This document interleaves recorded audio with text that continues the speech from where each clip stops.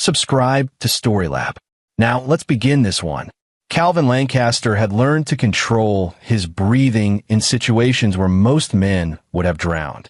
16 years as an Air Force pararescue jumper, a PJ in military speak, had taught him that panic was a choice, and he'd stopped choosing it somewhere over the Hindu Kush Mountains during his third deployment.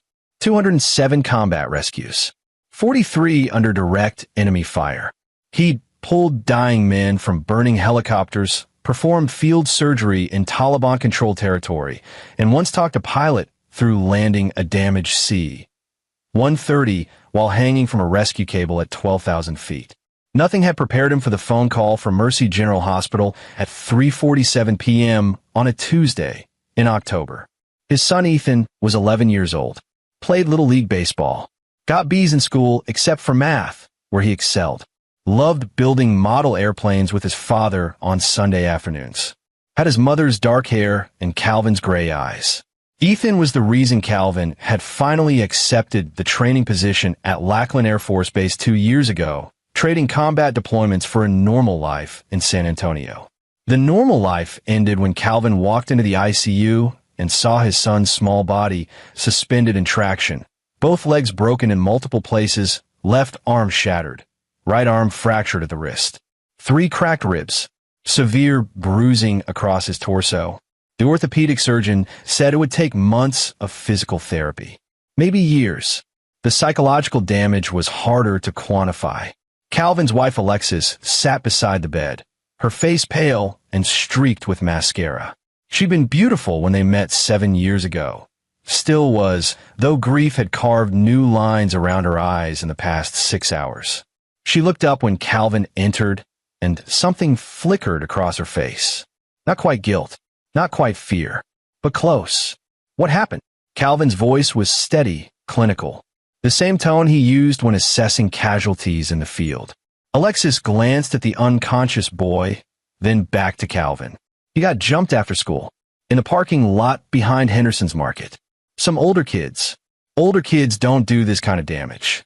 Calvin moved closer to the bed, studying the injury pattern. Multiple attackers. Systematic. Professional even. This wasn't random violence. Who were they? I don't know. The police are. Alexis. He turned to face her fully. Who did this to our son? She broke. The tears came first, then the words tumbling out in a rush. Her brother Dominic had arranged it. Dominic's story, the older brother she'd always defended despite his drinking, his gambling debts, his string of failed businesses. Dominic had come to their house 3 weeks ago, drunk and belligerent, demanding money. Calvin had thrown him out physically when he'd started breaking things. Told him never to come back. He said Ethan disrespected him at the grocery store last week. Alexis whispered. Said he talked back, embarrassed him in front of his friends. Dominic told me he was going to teach him some manners. I thought he meant yelling at him. Maybe. I didn't think. Calvin's hands were steady as he gently touched his son's uninjured shoulder. Inside, something ancient and cold was waking up. The part of him that had stayed dormant since he'd left active combat. The part that understood violence not as a last resort, but as a tool, precise and necessary. How many men? What? How many men did he hire to do this? Calvin's voice hadn't risen. Hadn't changed at all. That's what made Alexis look at him with dawning horror.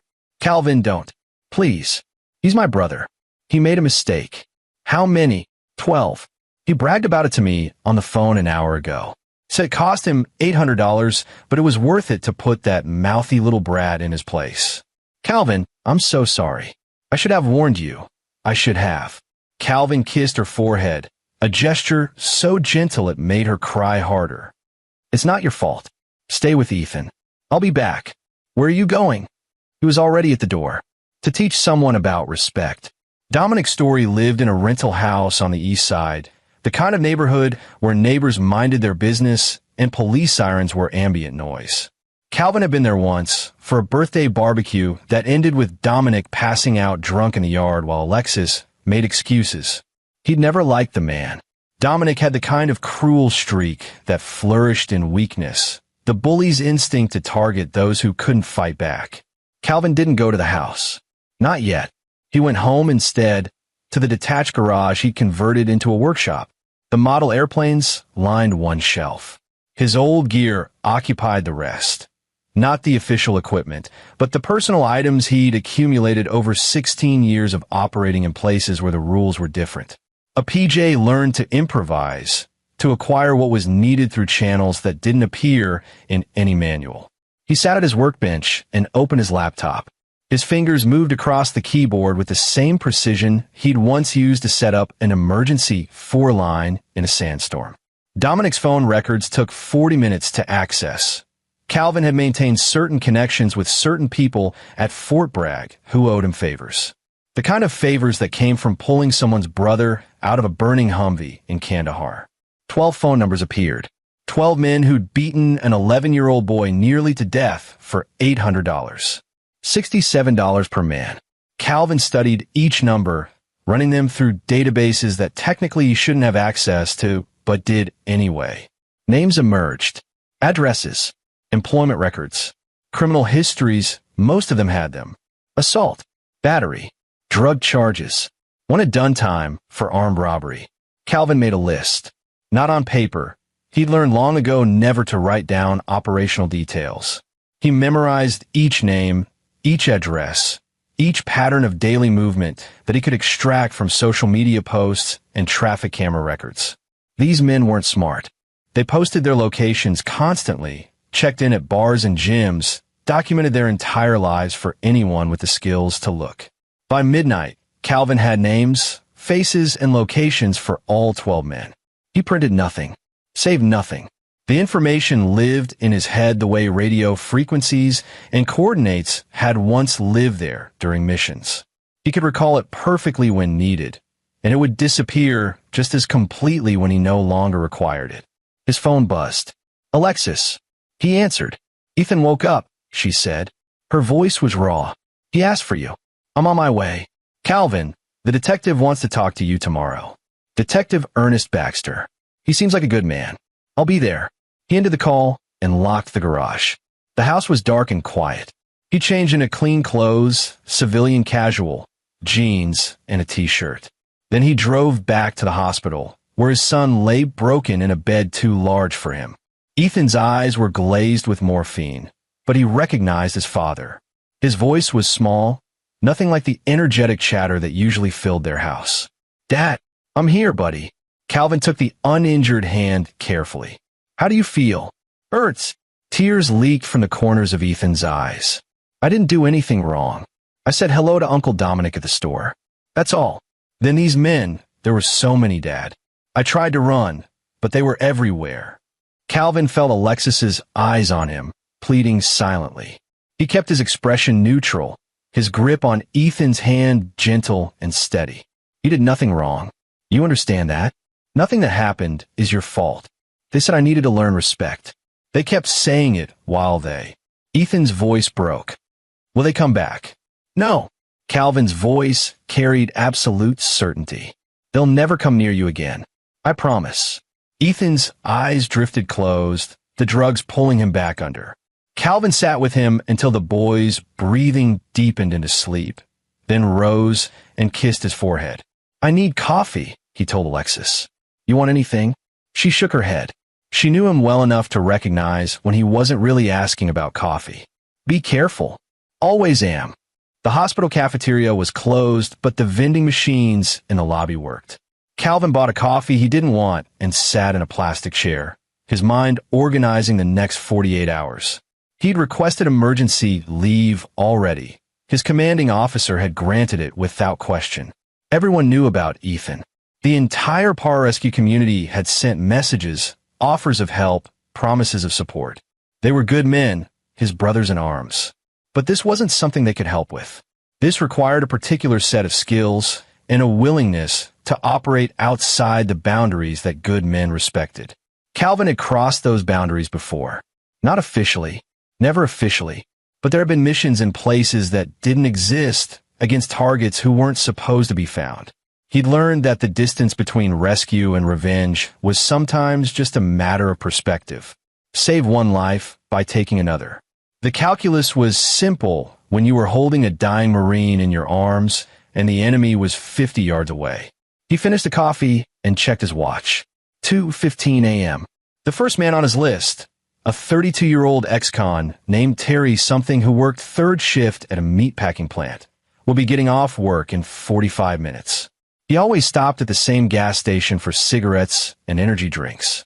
Calvin had watched his social media routine for the past 3 hours. The man was predictable. They were all predictable. Calvin returned to the ICU, kissed Alexis's cheek, and promised to be back by morning. She didn't ask where he was going. Some part of her already knew, and that knowledge sat between them like a third presence in the room. The drive across town took 30 minutes.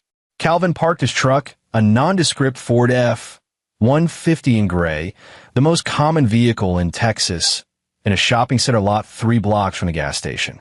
He walked the rest of the way, keeping the shadows out of habit. His appearance was unremarkable. Average height, average build, the kind of fit that suggested someone who worked out regularly, but not obsessively. Brown hair cut short, but not military short. Gray eyes that most people forgot 5 minutes after meeting him. He cultivated anonymity the way other men cultivated reputations. The gas station was exactly as Terry's check-ins had suggested. Fluorescent lighting, 3 pumps, a bored clerk visible through smudged windows. Calvin waited in the parking lot of a closed dental office across the street. At 3:03 a.m., a beaten Honda Civic pulled in. Terry emerged, exactly as his DMV photo had shown. Overweight, tattoos covering both arms, a swagger that suggested he thought highly of himself. Calvin didn't approach him at the gas station. That would be stupid. Cameras everywhere these days, even in places like this. Instead, he waited until Terry completed his purchase and drove away, then followed at a careful distance. Terry lived in an apartment complex 4 miles away, the kind with exterior stairs and parking spaces marked by faded yellow lines. Calvin watched Terry park and lumber toward a ground floor unit. Watched the lights come on inside. Watched them go off again 20 minutes later. Then he returned to his truck and drove home. He hadn't touched Terry, hadn't even gotten close. But now he knew Terry's exact apartment, his schedule, his routine. And more importantly, he knew Terry felt safe. That was crucial. They all needed to feel safe right up until the moment they weren't. Detective Ernest Baxter had the weathered look of a man who'd seen too much and stopped being surprised by any of it. He was in his late 40s, graying hair cut military short, with the kind of posture that screamed former service member. He met Calvin in a conference room at the hospital the next morning, with Alexis present and a uniformed officer taking notes. "Mr. Lancaster, I'm sorry about your son." Baxter's voice was gruff but sincere. "I've got kids. Can't imagine." "Thank you. Walk me through what you know." Calvin glanced at Alexis, who was staring at her hands. "My wife's brother, Dominic Story, arranged the attack. He hired 12 men to assault Ethan as retaliation for a perceived slight. My wife has his confession on her phone, a voicemail he left bragging about it." Baxter's expression darkened. "I'll need that voicemail, and we'll bring Mr. Story in for questioning immediately. Do you have any idea who these 12 men are?" "No," Calvin lied smoothly. "I was hoping you could find them. We're working on it. Got some leads from security footage near the scene. One of them was stupid enough to wear a high school jacket with his name on it." Baxter paused. "I need to ask you something directly, Mr. Lancaster. Your service record is impressive. 16 years as a PJ. Multiple combat deployments. You've been trained to do things most people can't even imagine. I need to know you're not planning to take matters into your own hands." Calvin met his eyes steadily. "I'm not a vigilante, detective. I trust the system to handle this." It was exactly what Baxter wanted to hear, delivered with exactly the right amount of tired sincerity. Alexis's hand found Calvin's under the table, squeezing hard. She knew he was lying. Baxter probably suspected as much too, but he nodded and closed his notebook. "Good. Because anything you did outside the law would complicate the prosecution and potentially let these men walk. We want them in prison, right?" "Absolutely. I'll keep you updated. In the meantime, if you think of anything that might help, I'll call you immediately." After Baxter left, Alexis turned to Calvin. "You're lying to him." "Yes. What are you going to do? Calvin stood, kissed the top of her head. I'm going to make sure they never hurt anyone's child again. You don't need to know more than that. Calvin, stay with Ethan. He needs you. This is what I do, Alexis. I find people who are lost. I bring them home. He paused at the door. Sometimes people get lost permanently. That's just statistics. He left before she could respond. He had 11 more names on his list, and Terry's apartment wasn't going to visit itself. The next 48 hours were a masterclass in precision and patience. Calvin had learned in his years of combat rescue that successful operations weren't built on improvisation. They were built on intelligence, planning, and timing. Every rescue mission began the same way. Know your target's location, know the environment, know the variables that could kill you or the person you were trying to save. This operation required the same approach, just inverted. Instead of saving lives, he was making them disappear. Terry was first, not because he was important, but because he was easy. Calvin watched his routine for another day. Work at 11 p.m., home at 3 a.m., awake at 11 a.m. to play video games and post racist memes on social media. No family that visited. No girlfriend. His social circle consisted of the 11 other men who'd participated in beating Ethan, and they only interacted in person, never online where it could be traced. That was actually intelligent on Dominic's part. Keep the men disconnected digitally, connected only through him. It would make it harder for police to establish conspiracy. But it also meant none of them would notice immediately when one of their number went missing. Calvin chose a Thursday night. Terry finished a shift at 3 a.m. as usual, stopped at the gas station, bought his cigarettes and Red Bull. Calvin followed him home, watching from the dental office parking lot as the lights in Terry's apartment came on. He waited 30 minutes, long enough for Terry to shower and settle in, but not long enough to fall asleep. Then he walked across the street, climbed the exterior stairs to the second floor, and knocked on Terry's door. Terry answered in sweatpants and a stained t-shirt, annoyed at the interruption. What? Terry Kowalski? Calvin kept his voice friendly, non-threatening. My name's Jack Morrison. I'm with Lone Star Insurance. Your car was involved in a hit-and-run this evening around 6 p.m. Minor damage to another vehicle. I need to verify a few details for the claim. Terry's expression shifted from annoyance to confusion. I was at work at 6. My car was in the employee lot. That's actually perfect. If you can just show me your work schedule, we can clear this up and I'll be out of your hair. Calvin held up a leather portfolio that looked official. Won't take 5 minutes. Terry hesitated, then shrugged. Yeah, okay. Come in. Let me find my time card. The moment Calvin stepped inside and Terry turned his back to search for the paperwork, Calvin moved. No hesitation. No dramatic speeches. Just sudden, efficient violence learned from 16 years of close-quarters combat training. A chokehold applied with perfect pressure, cutting off blood flow to Terry's brain without crushing his windpipe. The man struggled for perhaps 15 seconds before going limp. Calvin held the pressure another 30 seconds to ensure unconsciousness, then cable-tied Terry's wrists and ankles with the same heavy-duty ties used to secure equipment during helicopter insertions. A strip of duct tape across the mouth.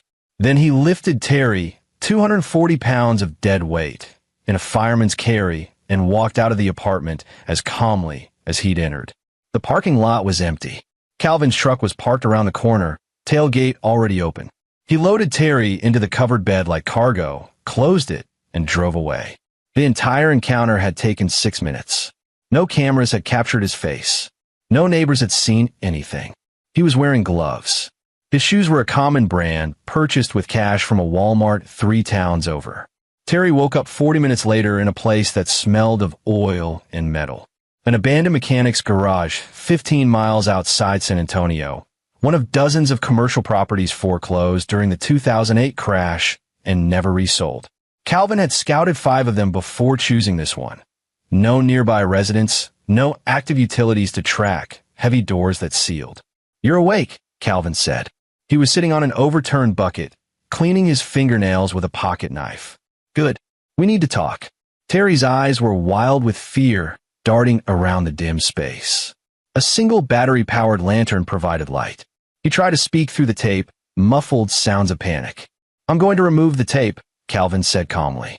If you scream, this conversation ends badly for you. Do you understand? Terry nodded frantically. Calvin removed the tape with one smooth pull. Who are you? What do you want? Listen, man, I got money. Ethan Lancaster. The name hung in the air. Terry's face shifted from confusion to recognition to pure terror in the space of 3 seconds. Ah, Calvin said softly. You remember now. An 11-year-old boy. $67. That's what you got paid to break his legs and arms. $67 to put a child in the hospital for months. Look, man, I didn't know he was 11. Dominic said he was like 16 or something, a punk kid who needed to learn. You're lying. You saw him.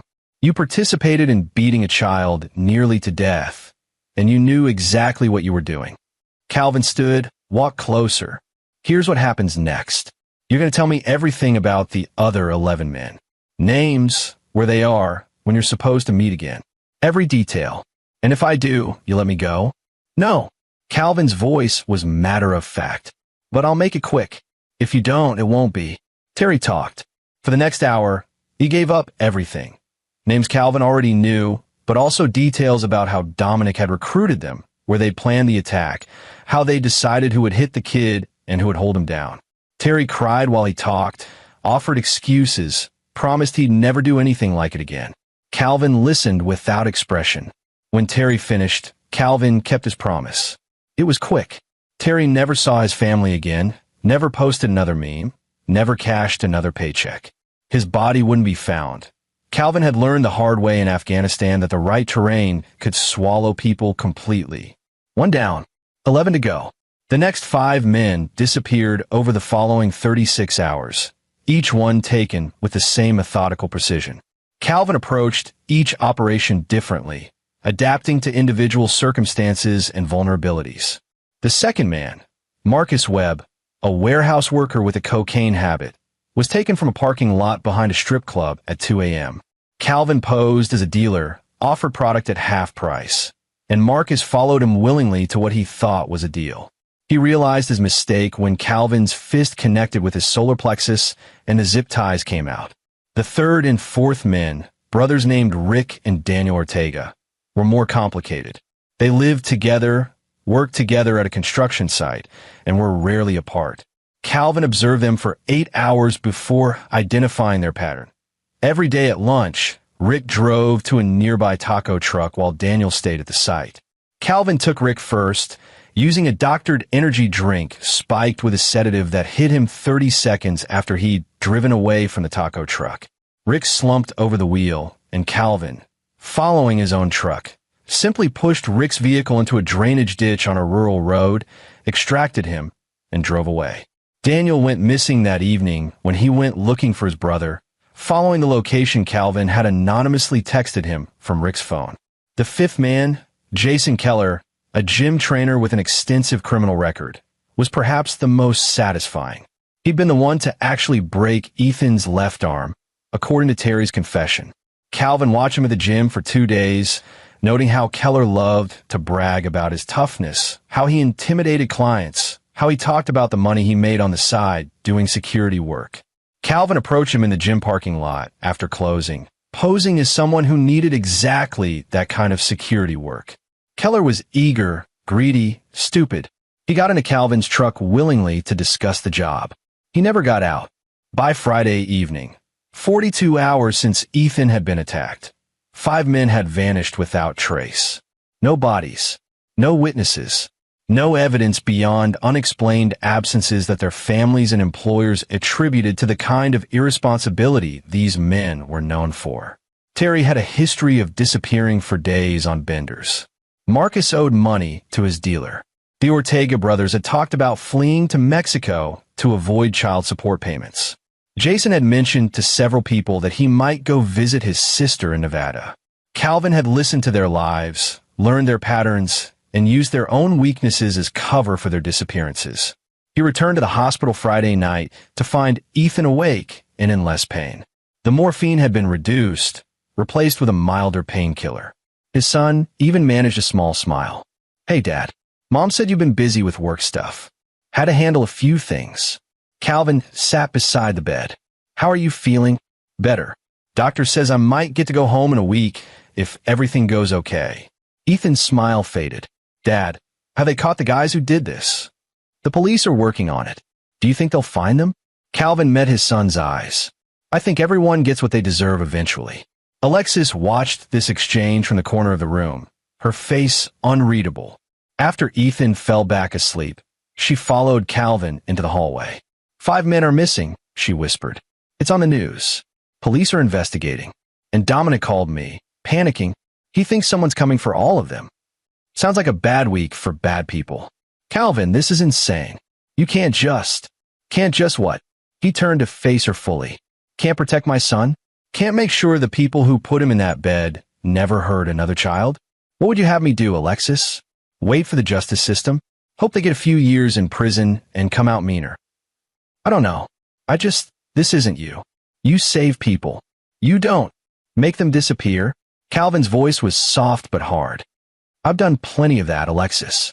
You just never had to think about it, because it was happening to bad people in countries you'll never visit. This time it's happening here, to people who hurt our son. That's the only difference. She stared at him like she was seeing a stranger. Maybe she was. This version of Calvin had never needed to exist in their marriage before. Are you going to stop? She finally asked. When it's done. And what about the detective? He's not stupid, Calvin. He knows. Knowing and proving are different things.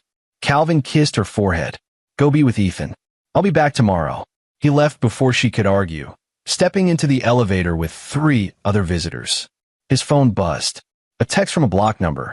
We need to talk. Baxter. Calvin deleted it and didn't respond. He had 6 more men to find, and Dominic's story was starting to panic. That was exactly what Calvin wanted. A panicked target made mistakes. Detective Ernest Baxter stood in his office at 11 p.m., staring at a wall covered in photos and notes. 5 missing persons. All men. All with connections to Dominic's story. All disappeared within 48 hours. His partner, Officer Justin Gibson, sat at a desk reviewing traffic camera footage for the 3rd time. I got nothing, Ernie. These guys just vanished. No unusual financial activity. No travel records. Cell phones all went dark at different times. It's like they decided to cease existing. Baxter rubbed his face. He'd been a homicide detective for 12 years before that. Army Rangers before that. He'd seen patterns others missed. And this pattern was clear as day. Calvin Lancaster, he said. Gibson looked up. The kid's father? Come on. Guy's a decorated PJ. He's not some vigilante killer. That's exactly what he is. Or was. You read his file. Some of it. What? Baxter walked to his desk, opened a laptop, pulled up a classified document he technically shouldn't have access to, but did anyway. The benefit of having friends in military intelligence who owed favors. Lancaster has 16 years in pararescue. 207 confirmed rescues. That's the public record. But look at this. He turned the laptop toward Gibson. The document showed a different story. Missions that didn't officially exist in places the U.S. government denied operating. Calvin Lancaster had been part of black operations in Yemen, Syria, Iraq, Afghanistan. Not rescues. Captures. Eliminations. He's a combat specialist, Baxter continued. Trained in tracking, close-quarters combat, survival, evasion. He's operated in hostile territory without support for weeks at a time. And someone just hurt his kid. So what do? We can't arrest him without evidence. We don't have evidence. We won't get evidence. A man like Lancaster doesn't leave evidence. Baxter closed the laptop. But we have to try to stop him before he kills 7 more people. Gibson stood. You're assuming all 12 are targets. Aren't they? And you're assuming he's killing them. Maybe they're just scared and hiding. Baxter gave him a look that said exactly how naive that sounded. Pull everything we have on the remaining 7 men connected to story. Find out where they are, who they're with, what their patterns are. Put surveillance on Lancaster if you can, though he'll spot it in 30 seconds. And pray to God we can get to these men before he does. But even as Baxter gave the orders, he knew it was futile. Men like Calvin Lancaster operated on a different level, with different rules. The only question was whether Baxter wanted to stop him or let him finish. Dominic Story was drunk at 2 p.m. on Saturday afternoon, pacing his living room with a phone pressed to his ear. He called 6 of the 12 men he'd hired. 5 didn't answer. The 6th, a guy named Clyde May who worked as a bouncer, answered on the 5th ring. What? Clyde's voice was wary. Where are the others? Terry, Marcus, the Ortega brothers, Jason, none of them are answering. Are you in contact with any of them? No. Why would I be? Because 5 guys are missing, Clyde. 5. And you don't think that's weird? A long pause. What are you saying? I'm saying someone's picking us off. It's that Lancaster guy, I know it is. He found out what we did to his kid, and now he's... You're paranoid. Those guys probably just took off. They knew this job could come back on them. Then why haven't they called? Why haven't they posted anything online? Marcus posts every 5 minutes, and his Instagram's been dead for 2 days. Another pause, longer this time. When Clyde spoke again, his voice had changed. If you're right, and I'm not saying you are, but if you're right, what makes you think calling me is smart? If this guy's tracking them, he's probably tracking you. Dominic felt his blood run cold. Shit. Okay, new plan. We all need to disappear for a while. Just get out of town until the heat dies down. You do what you want. I'm staying put. Probably just a coincidence anyway. Clyde hung up. Dominic immediately dialed the remaining 6 numbers. For didn't answer. The 5th, Adam Hughes, a mechanic, picked up but hung up immediately when Dominic identified himself. The 6th number rang through to voicemail. 7 men unreachable. 5 confirmed missing. Dominic's hand shook as he poured another whiskey. His sister had married a killer. He'd known Lancaster was military, but he'd assumed that meant following orders and playing by rules. This was something else. He needed to talk to the police. Tell them everything. Cut a deal. Testify against the remaining men in exchange for protection. Anything to... His doorbell rang. Dominic froze. It rang again. Then a knock. Dominic's story? Detective Ernest Baxter. I need to ask you some questions. Relief flooded through him. Police. Thank God. He rushed to the door, threw it open. Detective. Thank God you're here. It's Calvin Lancaster. He's killing them. He's killing all the guys who beat his son nearly to death. Baxter's expression was stone. Yeah, I figured that part out. Get your coat. You're coming with me. Where? Protective custody. If Lancaster's hunting the 12 men you hired, you're not safe here. What about the guys who are left? Clyde, Adam, the others? We're bringing them in too. If they're smart, they'll cooperate. Baxter stepped aside, gesturing to a patrol car in the driveway. Let's go. Dominic grabbed his wallet and keys, following Baxter to the car. He was still drunk, still terrified, but at least he wasn't alone anymore. The police would protect him. They had to. He didn't notice the gray F-150 parked 2 houses down, or the man behind the wheel watching him get into the patrol car with the kind of patience that comes from waiting 16 years for the perfect shot. Calvin started his truck and followed at a distance. Protective custody meant Dominic would be in a secure location. That was fine. Calvin had breached secure locations before. Taliban compounds, Al-Qaeda's safe houses. A police station in San Antonio would be comparatively easy. But first, he had 6 more names to cross off his list. And at least 3 of them were about to make very poor decisions about where to hide. Clyde May wasn't scared. He'd spent 3 years in prison for aggravated assault and learned that fear was weakness. When Dominic called talking crazy about some military guy hunting them down, Clyde had dismissed it as paranoid ranting. The other guys probably just got spooked and left town. Hell, he was considering leaving town himself. Not because of Lancaster, but because he owed money to some guys who didn't take late payment well. But not yet. He had a shift at the club tonight, and rent was due. He needed the money. The club was called Midnight. Uninspired name for an uninspired place that catered to men who wanted cheap drinks and cheaper entertainment. Clyde's job was simple. Check IDs, throw out drunks, make sure the dancers didn't get hassled too much. He was good at it.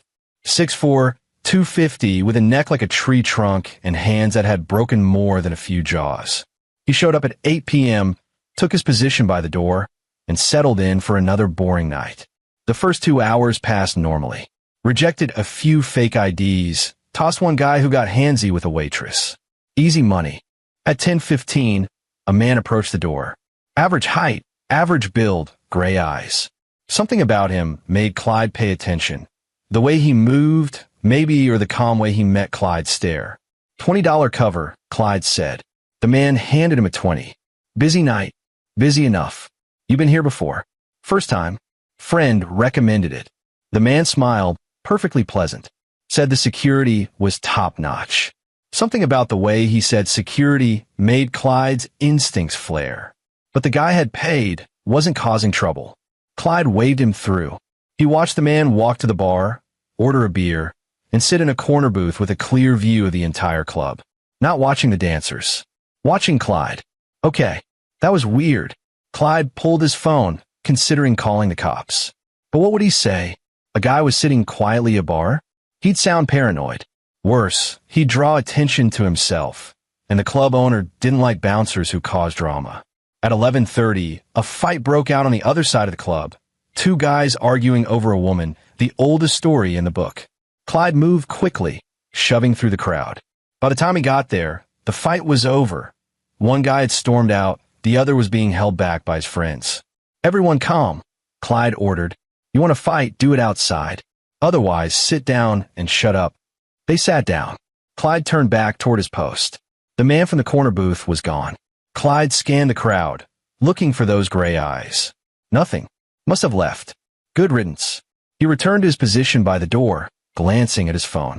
11:47. Another hour, and he could. A hand clamped over his mouth from behind. Something hard pressed into his kidney. Not a gun, but equally painful.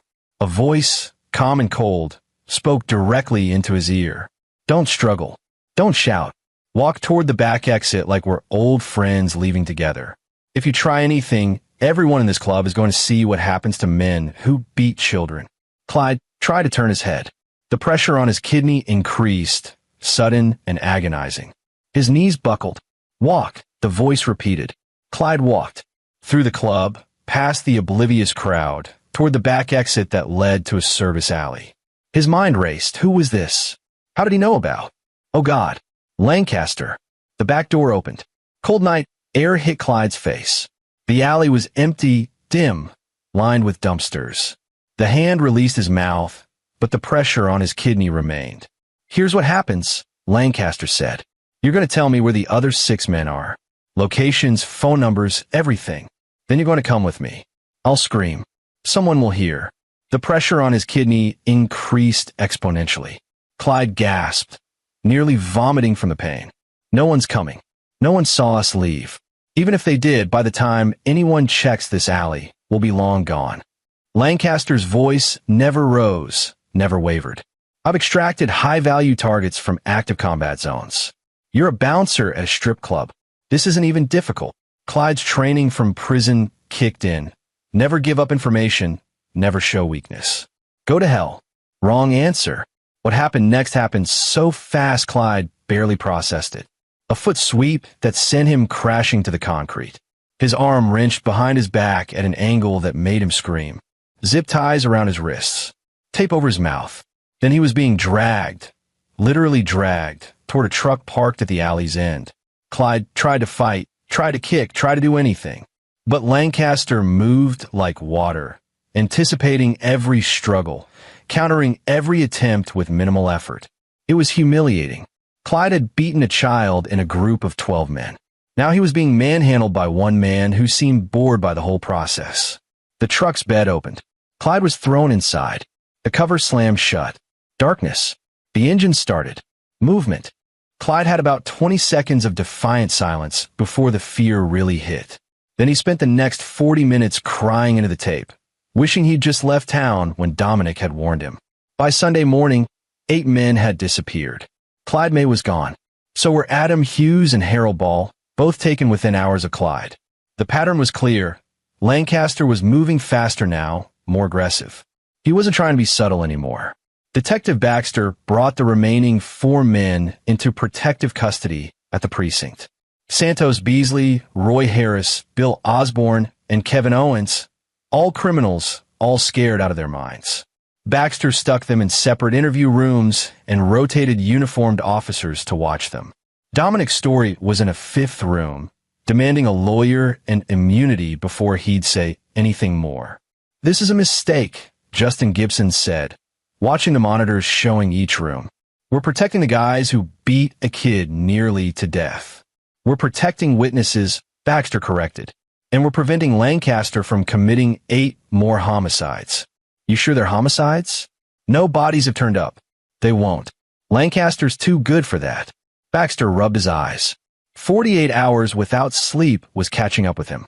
We need to find evidence connecting him to the disappearances. Something concrete. Phone records, video footage, anything. We've checked everything. He's a ghost. No unusual credit card activity. No suspicious movements. Nothing. Gibson paused. What if we just let him finish? Baxter looked at him sharply. What? I'm just saying. These are bad guys. Child beaters. Multiple criminal records between them. And Lancaster's kid is in the hospital with broken bones. If I were in his position, you'd be in prison, Baxter interrupted. Because we're cops, Justin. We don't get to decide who deserves to die. That's not how this works. I know. I'm just saying I understand. Baxter understood too. That was the problem. He'd spent 18 months in Kandahar, lost 3 men in his squad to an IED, and spent the next year hunting down the insurgent cell responsible. He knew exactly what Calvin Lancaster was feeling right now. The difference was Baxter had operated under rules of engagement, with support against enemy combatants. Lancaster was operating under no rules at all against American citizens on American soil.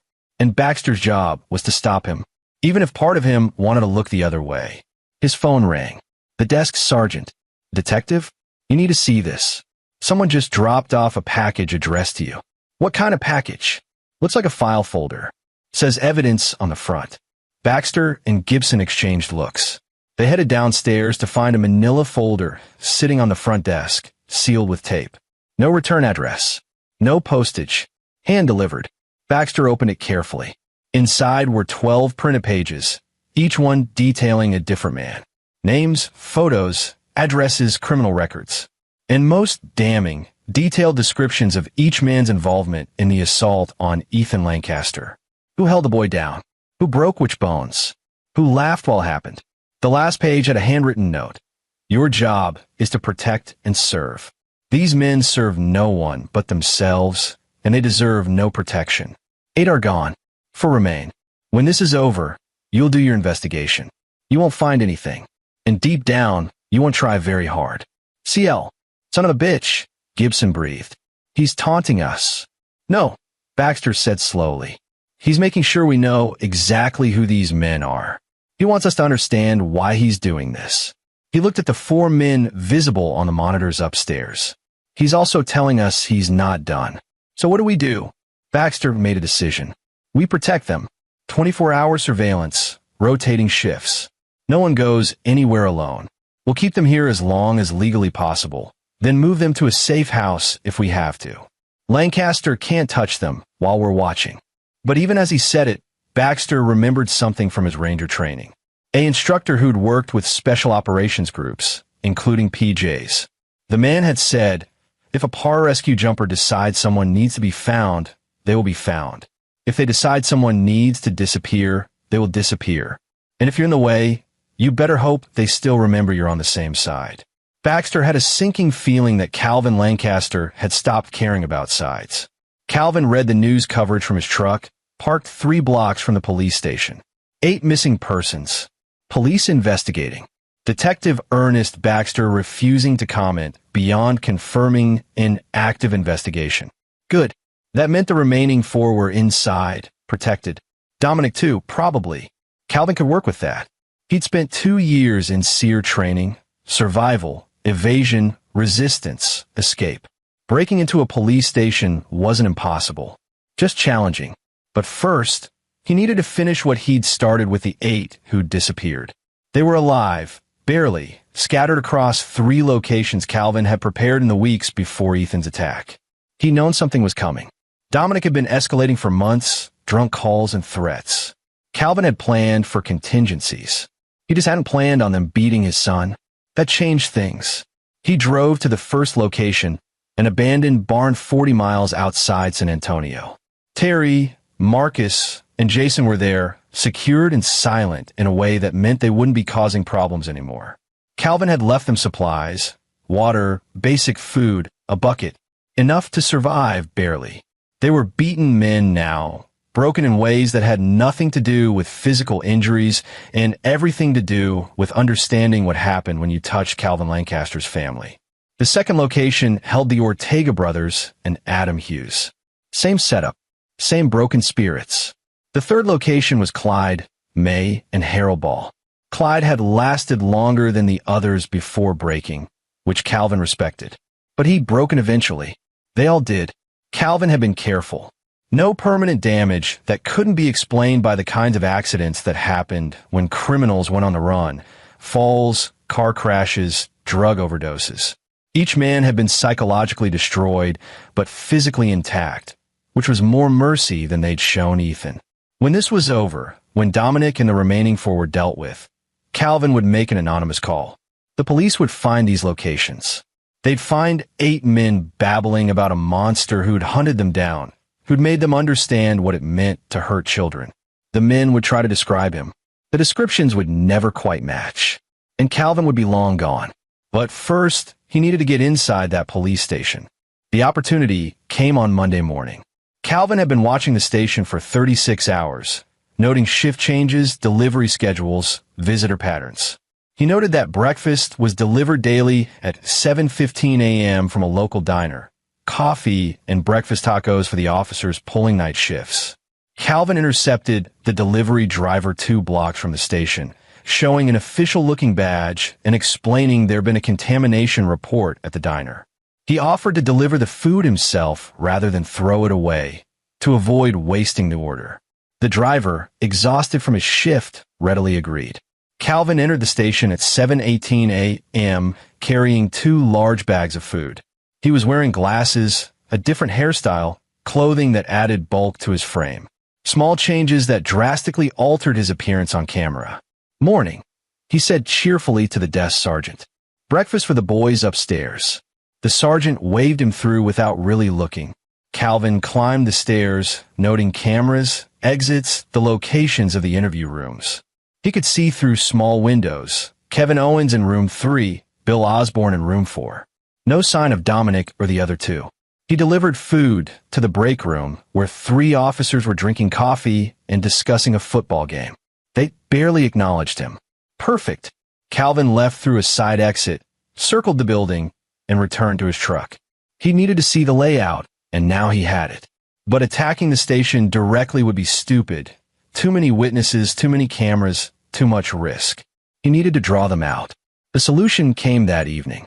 Calvin sent texts from 8 different burner phones to local news outlets. 8 men connected to the Ethan Lancaster assault have been found. Check these GPS coordinates. He included the locations of the 3 sites where he'd been holding them. Within 2 hours, the news was everywhere. Police, ambulances, helicopters descending on 3 rural locations.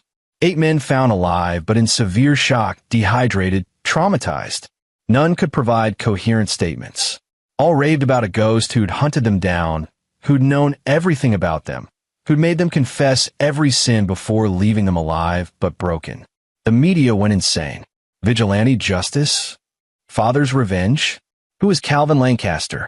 Detective Baxter knew immediately. He stood in his office, watching the news coverage, and felt a grudging respect mixed with frustration. Lancaster had done it. He'd taken 8 men off the streets, broken them completely, and left them alive as both punishment and evidence. They confessed to everything now, the assault on Ethan, probably other crimes too. They were psychologically destroyed. But legally, Baxter had nothing on Lancaster. The men couldn't describe their kidnapper clearly. No physical evidence linked Lancaster to any of it. He'd operated like a ghost.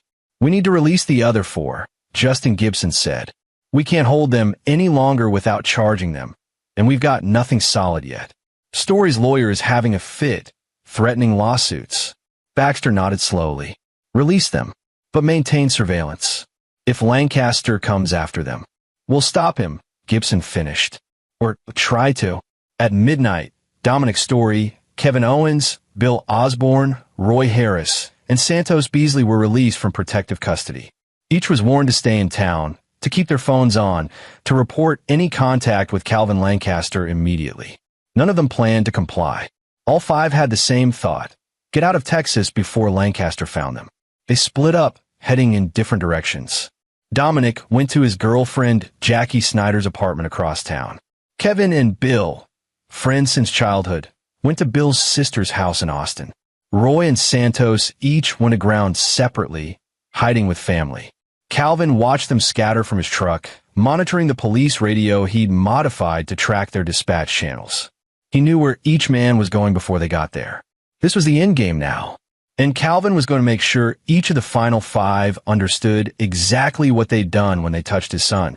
Dominic's story should have left the state, should have driven to Louisiana or Oklahoma and disappeared for months until the heat died down. Instead, he went to Jackie Snyder's apartment, thinking she lived far enough from his usual haunts that Lancaster wouldn't find him. He was wrong. Jackie was at work when Calvin arrived. He checked her schedule online, noting she worked nursing shifts at the VA hospital. Her apartment was a ground floor unit with a sliding glass door that was laughably easy to bypass. Calvin was inside within 30 seconds. Dominic arrived 2 hours later, carrying groceries and looking over his shoulder constantly. He locked the door, checked every window, then collapsed on the couch with a bottle of whiskey. "Enjoying yourself?" Calvin asked from the kitchen. Dominic screamed, nearly fell off the couch, scrambled for something, anything to use as a weapon. Calvin stepped into view, hands empty, expression calm. "How did you?" "The police said." "The police said you were safe." They were wrong. Calvin sat in a chair across from Dominic. "You hired 12 men to beat my 11-year-old son. Broke both his legs, both his arms, 3 ribs. Put him in the hospital for weeks, months of physical therapy ahead. All because he disrespected you at a grocery store. I was drunk. I didn't think they'd hurt him that bad. I just wanted to what? Scare him? Teach him a lesson." Calvin's voice remained unervingly calm. "You wanted to hurt a child because your ego was bruised. And you paid 12 men to do your dirty work because you're too much of a coward to do anything yourself." Dominic's hands shook. "I'm sorry. God, I'm sorry. I'll tell Ethan. I'll make it right. You'll do nothing. Because you're going to prison, Dominic. All 12 men confess to everything. They'll testify against you. You'll spend the next decade in a cell, thinking about what happens when you cross certain lines. If you're turning me in, why are you here?" Calvin stood, walked closer. Dominic tried to back away, but there was nowhere to go. "I'm here so you understand. 8 of those men, I took them, one by one in the night like they took my son in a parking lot. I made them understand fear in a way they'd never felt before. And I left them alive so they could testify against you. You're insane." "No, I'm a father." Calvin leaned in close. "For men are still out there. Kevin Owens, Bill Osborne, Roy Harris, Santos Beasley. By tomorrow morning, they'll turn themselves in to the police. They'll confess everything. And you'll spend the rest of your life looking over your shoulder, wondering if I'm done with you. Are you done?" Calvin smiled without humor. "That depends on you. If you cooperate with the prosecution, plead guilty, show actual remorse, maybe I'll let you live out your sentence in peace. But if you fight this, if you try to weasel out of responsibility," he let the thread hang. Dominic's bladder let go. The smell of urine filled the room. Calvin stood, walked to the door, paused. "The other 4 will turn themselves in because I've made them understand what happens if they don't. They're seeing what I did to the first 8 on the news. They know I'm still out here. They know I won't stop until this is finished." He opened the door. "You have a choice, Dominic. Be smart, accept your punishment and live.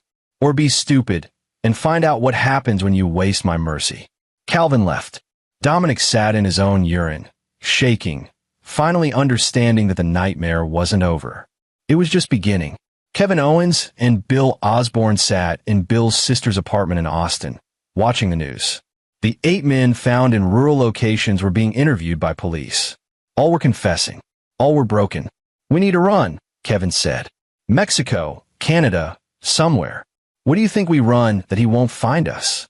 Bill was older, smarter. He saw what he did. He found 8 guys in 48 hours. He'll find us too. So what? We just turn ourselves in? Go to prison. Better than dead. Kevin pulled a gun from his waistband. I'm not going to prison.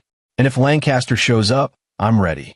Bill looked at the gun, a cheap 9mm Kevin had bought off the street, and shook his head. You think that makes a difference? Guy's been in combat for 16 years. You ever been in a real fight? I beat up a kid, didn't I? There were 12 of you, and he was 11. Bill stood, grabbed his jacket. I'm going to the police. I'm confessing everything. They'll cut a deal if we cooperate. You're a coward. No, I'm smart enough to know when I'm beat. Bill headed for the door. You coming or staying? Kevin clutched the gun. Staying. Then you're on your own. Bill left. Kevin sat alone in the apartment, gun in hand, jumping at every sound. The rational part of his brain knew Bill was right. But the prideful part, the part that had let him beat a child for money, refused to give up. If Lancaster came, Kevin would be ready. He never heard the window open behind him. Never heard Calvin enter. The first hint was when the gun was pulled from his hand with practiced ease, and a voice spoke directly into his ear. Wrong choice. Kevin tried to fight, tried to scream. But Calvin had spent years subduing combatants who were trained and armed. Kevin was neither. It was over in seconds. When Kevin woke hours later, he was in a police station, handcuffed to a bench, with a detailed written confession on the desk in front of him. He didn't remember writing it. Didn't remember how he'd gotten there. But his signature was at the bottom, and the confession detailed everything. Bill Osborne walked into the same police station 20 minutes later and surrendered voluntarily. He confessed to everything, naming everyone, providing details that matched Kevin's confession perfectly. 2 down, 2 to go. Roy Harris and Santos Beasley turned themselves in separately, but simultaneously at 3 a.m. Tuesday morning. Both looked like they hadn't slept in days. Both carried written confessions. Both begged for protection from Calvin Lancaster.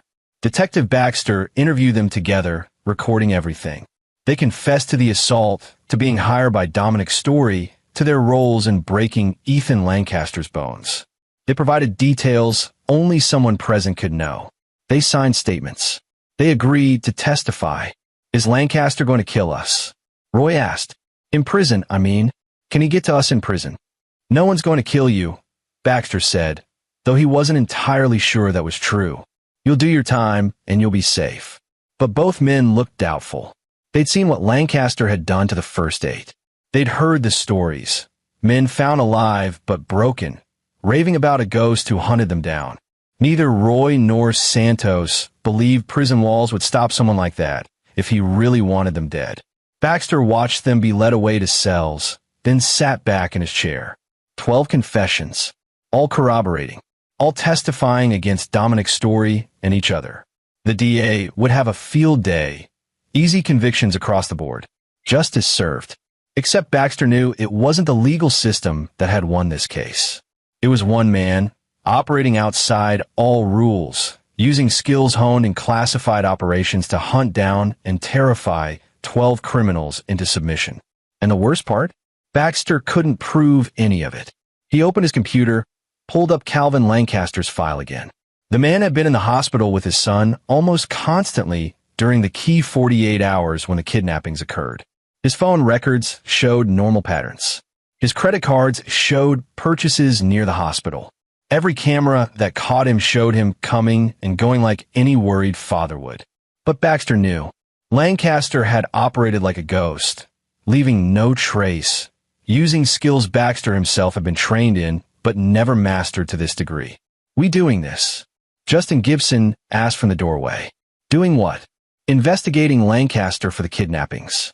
Because we both know. We know nothing. Baxter closed the laptop. 8 men were found alive. 12 men confessed. We got our perpetrators. Case closed. That's not how this works. That's exactly how this works. Baxter stood, met Gibson's eyes. You ever serve in the military, Justin? No, I did. Army Rangers. And I learned something important. There are men who operate on a different level. Men who've seen and done things that change them fundamentally. Lancaster is one of those men. And when someone like that has justice on his side, even rough justice, you don't get in the way. So we're just letting him get away with it? With what? We have no evidence.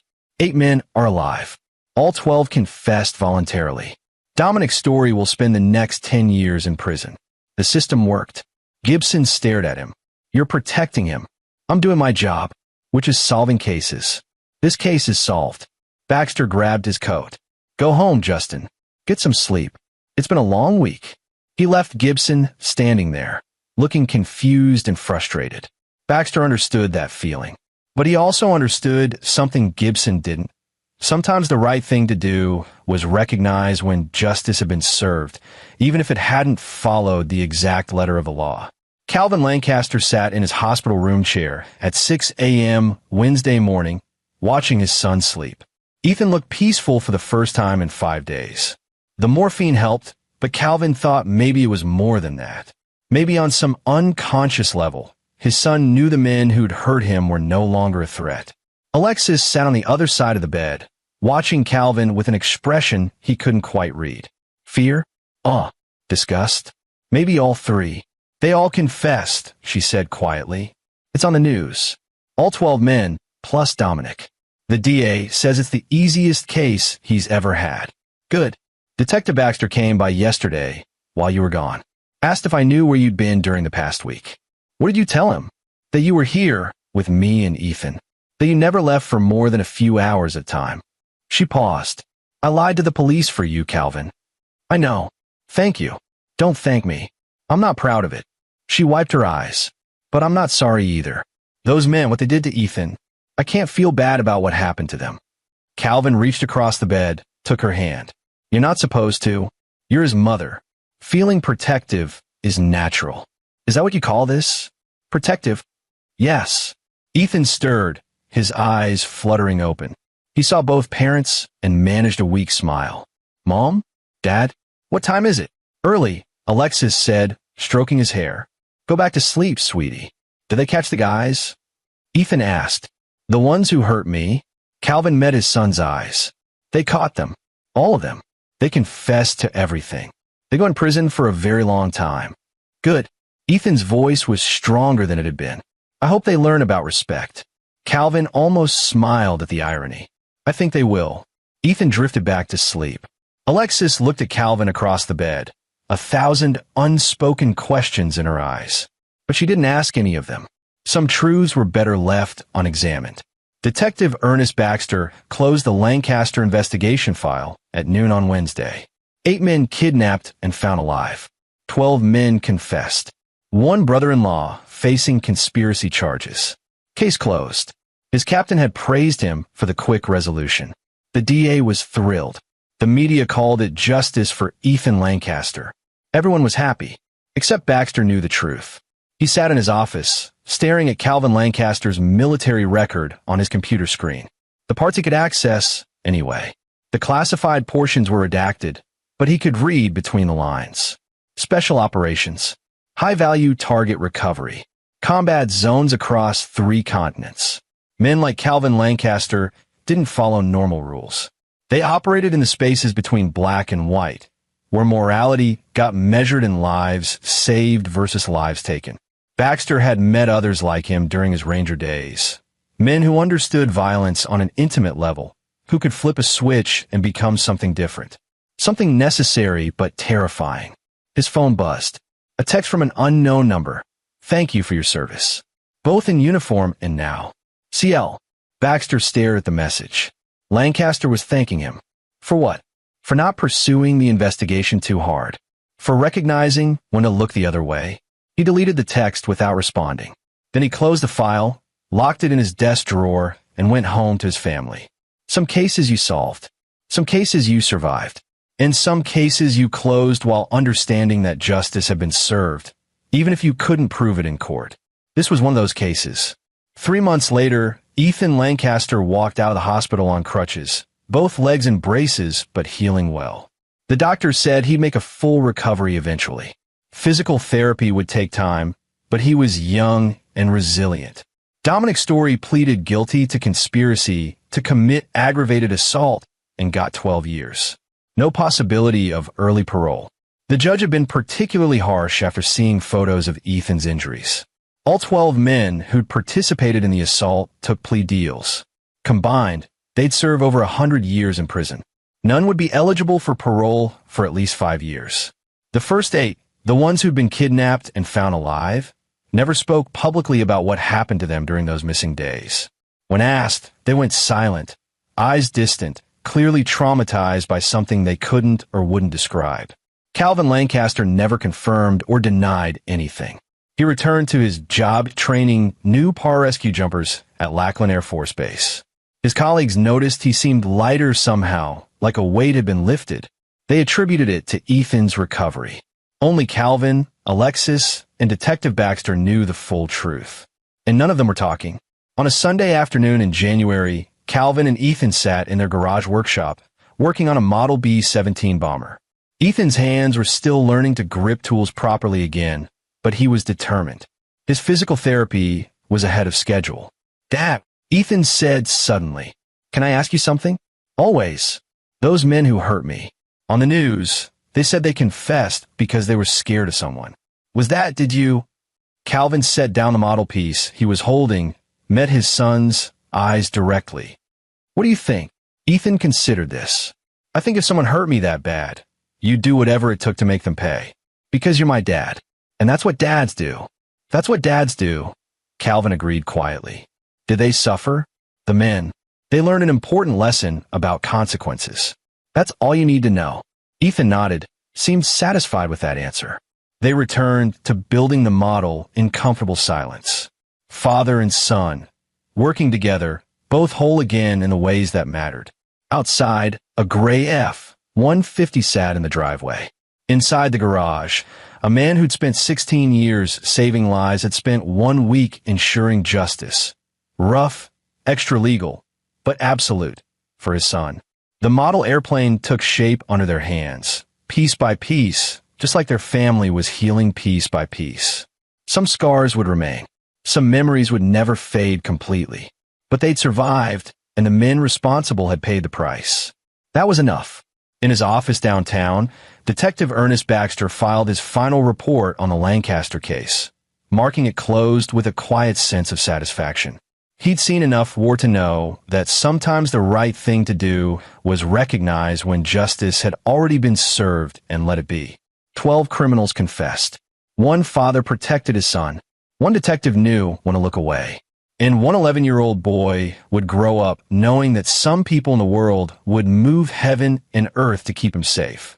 That was the kind of justice that didn't need a courtroom to be real. This is where our story comes to an end. Share your thoughts in the comments section. Thanks for your precious time. If you enjoyed this story, then please make sure you subscribe to this channel. That would help me a lot. Click on the video you see on the screen, and I will see you there.